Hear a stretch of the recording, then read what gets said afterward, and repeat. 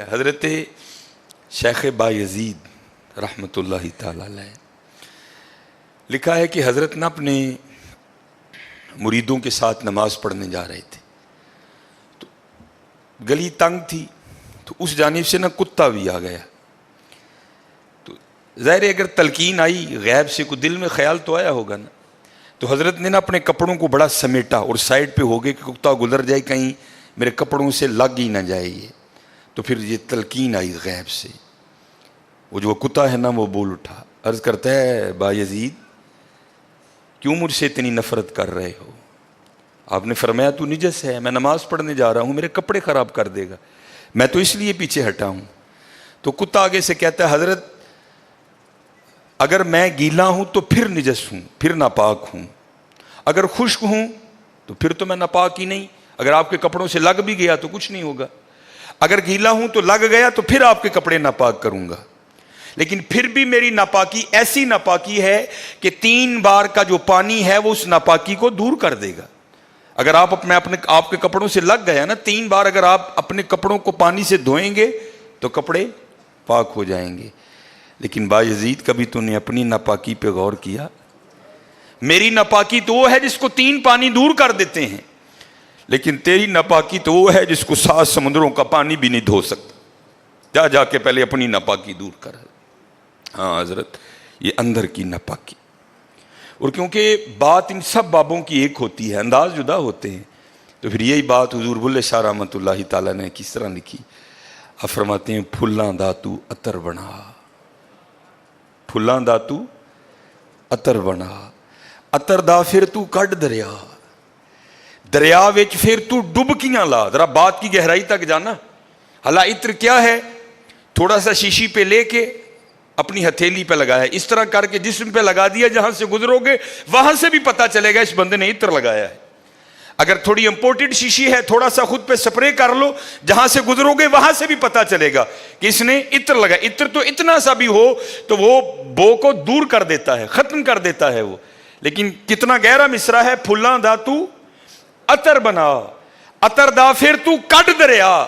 تھوڑا سا لگانا نہیں, پھلاں دا تو عطر بنا, عطر دا پھر تو کڈ دریا, دریا وچ پھر تو ڈبکیاں لا, پھر بھی تیری بو نہیں مکنی, پہلوں اپنی میں مکا.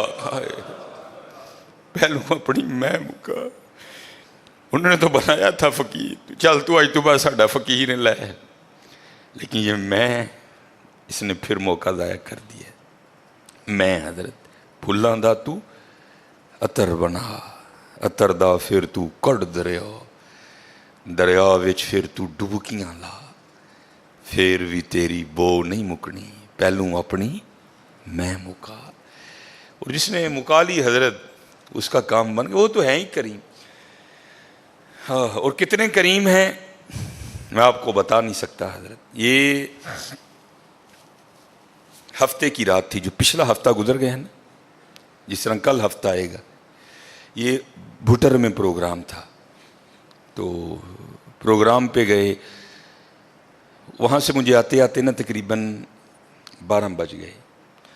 جب میں گھر آیا نا تو چھوٹا بیٹا میرا, سب سے چھوٹا ابراہیم, بڑا رو رہا تھا.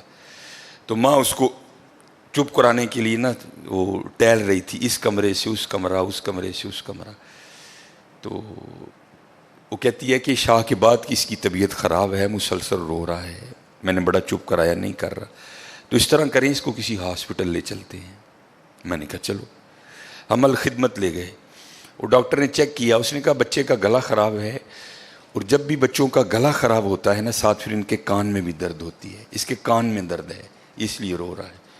اس نے وہ دوائی وغیرہ انجیکشن وغیرہ لگائے, اس کے کان میں ڈراپس بھی ڈالے. لیکن میں نے کہا نہیں, میں آدھا گھنٹہ ویٹ کروں گا, بچے کی جب طبیعت سنبھلے گی نا میں پھر ہی گھر لے کے جاؤں گا. ہم وہاں بیٹھ گئے. خیر بچے کی طبیعت سنبھل گئی, ہم لے کے نا گھر آ گئے. اب ظاہر ہے بچے کی طبیعت خراب تھی, اس کی ماں نے عشاء کی نماز نہیں پڑھی تھی, میں نے فرض اور سنتیں پڑھ لی تھی, وتر اور نوافل میں نے بھی نہیں پڑھے تھے. وہ بچہ سو گیا, ہم نے اس کو چارپائی پہ لٹایا, آگے میں نے نماز شروع کر دی, میرے پیچھے میرے بیٹے کی ماں نے نماز شروع کر دی. اب میری وطروں کی نا دوسری رکعت تھی, ظاہر ہے ماں بھی یہاں ہی ہوگی, وہ فرض پڑھ رہی تھی، میں وطر پڑھ رہا تھا، یا اس کی تیسری رکعت ہوگی یا اس کی بھی دوسری ہوگی یا چوتھی ہوگی. اب اس کی نا آنکھ کھل گئی، اس نے بڑی شدت سے رونا شروع کر دیا. تو ہر مسئلے کی روح سے آپ نماز توڑ سکتے ہیں، کیونکہ وہ چارپائی سے بس گرنے ہی والا تھا. دودھ ابل رہا ہے، بی بی نماز پڑھ رہی ہے، نماز توڑ کے دودھ بچائے. کوئی کنویں میں گر رہا ہے، نماز توڑ کے اس کو بچاؤ. پہلے توڑ سکتے تھے، لیکن میں نے کہا نہیں، میں نہیں توڑنی. کوئی وقت تھا نا حضرت، محبت تو تھی اولاد کی لیکن دل تھوڑا سخت.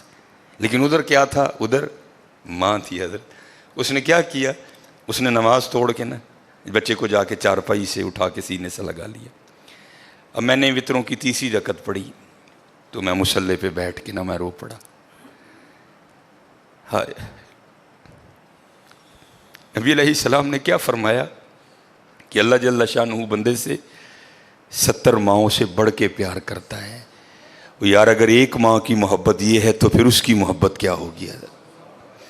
اگر ایک ماں کی محبت یہ ہے کہ اس نے نماز توڑ کے بچے کو سینے سے لگا لیا، تو پھر تصور کرو حضرت، جو 70 ماؤں سے بڑھ کے پیار کرتا ہے اس کی محبت کیا ہوگی. لیکن بات پھر وہی ہے حضرت، ہم تو مائل با کرم ہیں، لیکن کیا ہم تو مائل با کرم ہیں، لیکن آگے سے کیا؟ جب یہ وہ بچہ تھا نا، میں نہیں تھی حضرت اس میں.